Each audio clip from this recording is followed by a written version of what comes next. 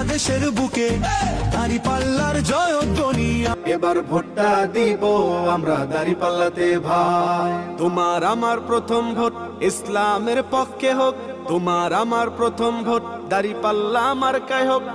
সাধারণ মানুষের কাছে যাও, একটুও কি তুমি টের পাও? সাধারণ মানুষের কাছে টেবিলে খেলা যে চলছে কোন পাও?